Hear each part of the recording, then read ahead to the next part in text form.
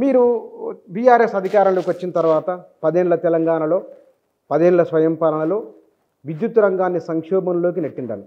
80,000 కోట్ల రూపాయల అప్పులు తెలంగాణ నెత్తి మీద మోపిందనేది ఇది తెలంగాణ సమాజానికి తీవ్ర నష్టదాయకమైన కష్టదాయకమైన విషయం అనేది కాంగ్రెస్ వాళ్ళు చేస్తున్న ఒక బలమైన ఆర్గ్యుమెంట్. వాస్తవం. కాంగ్రెస్ వాళ్ళు చేస్తున్న ఆర్గ్యుమెంట్ ఏదైతే ఉందో దీన్ని ప్రజలు విశ్వసించడానికి ఏమన్నా 1% అవకాశం ఉందా? ఇంక్లూడింగ్ మీరు కూడా తెలంగాణ ప్రజల్లో ఒకరు.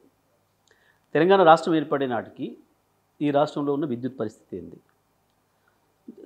వేల సార్లు లక్షల సార్లు మాట్లాడుకున్న విషయమే మళ్ళొకసారి మనం చెప్పుకోవాల్సి వస్తుంది. ఆనాటికి వ్యవసాయం మొత్తం కూనరెళ్ళిపోయింది.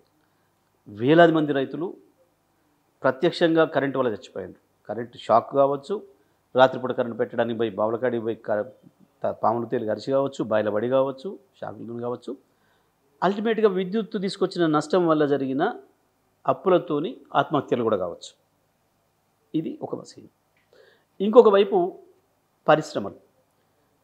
ప్రపంచంలో మొట్టమొదటిసారి ప్రపంచ చరిత్రలో మానవ నాగరికత చరిత్రలో పారిశ్రామికవేత్తలే ధర్నా చేయడం అనేది మొదటిసారి చూసినాం తెలంగాణ. ప్రపంచ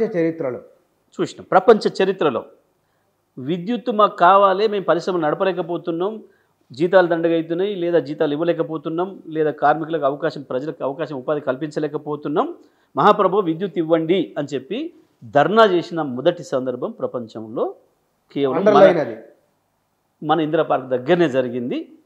అది మీడియా సాక్షిగానే. గ్రామాల నుంచి ప్రజలు వలసలు, గ్రామాల నుంచి పట్టణాలకు, ఇక్కడి నుంచి ఇతర దేశాలకు, చేనేత కార్మికుల ఆత్మహత్యలు, ప్రతిదానికి చుట్టూ విద్యుత్తే. పొల్యూషన్. హైదరాబాద్ లాంటి నగరాలలో గంటల తరబడి విద్యుత్ కోతలు. సాయంత్రం అయితే 6 అయితే హైదరాబాద్ నగరంలో నడవటానికి కష్టంగా ఉండేది. జనరేటర్ల రోదా. బయటికి జనరేటర్లు పెడతారు షాప్లో నుంచి. ఆ పొగ, ఆ శబ్ద కాలుష్యం, లోపల ఉన్న కస్టమర్లకి అదే సమస్య, బయట రోడ్డు మీద పోయే వాళ్ళకు అదే సమస్య. లక్షలాది మంది రకరకాల రోగాల బారిన పడ్డారు. ఇవాళ క్యాన్సర్ ప్రధానంగా ఎక్కువ రావడానికి కారణం ఏ కార్బన్స్ అయితే చెప్తున్నారో అది హైదరాబాద్ నగరంలోనే సృష్టించారు. లక్షలాది కోట్లాది కార్బన్ ఎమిషన్స్. ఎందుకు? విద్యుత్ లేకపోవడం వల్ల. ఇక మీకు మిగతా విషయాలన్నీ తెలుసు ప్రతి ఒక్కటి కూడా. అటువంటి పరిస్థితులలో కేసీఆర్ గారు బాధ్యత తీసుకున్నారు, ముఖ్యమంత్రి గారు. ఏం జరిగింది? 6 అంటే 6 నెలల్లో విద్యుత్ సమస్య పరిష్కారం చూపించింది. ఒక్క రంగానికి కూడా 1 నిమిషం విద్యుత్ కోత విధించలే. ఏది? గృహ వినియోగాలకు కావచ్చు, వాణిజ్య వినియోగం కావచ్చు, పారిశ్రామిక వినియోగానికి కూడా నిమిషం కోత లేకుండా 6 నెలల్లో విద్యుత్ ఇచ్చారు. ఆ సంవత్సరం లోపే వ్యవసాయ రంగం ఏదైతే కళ్ళల్లో ఒత్తులు పెట్టుకొని ఎదురు చూసిందో విద్యుత్ కొరకు 7 గంటలు వరుసగా నాణ్యమైన విద్యుత్తులు ఇచ్చారు కంటిన్యూగా. మొదటి విజయం ఇది భారతదేశంలో కేసీఆర్ గారు సాధించిన విజయం. ఏముండే ఆనాటికి? తెలంగాణ వస్తే మీకు విద్యుత్ ఉండదు, తెలంగాణ వస్తే మీకు చీకట్లయితే మీ బతుకులు, కరెంటు లేక కరెంటు లేక గ్రామాలు నెలల తరబడి చీకటి అవుతుంది. మీరు మొత్తం వ్యవసాయం వదిలిపెట్టి పట్టణాలకు కూలవ్వాల్సి ఉంటుంది.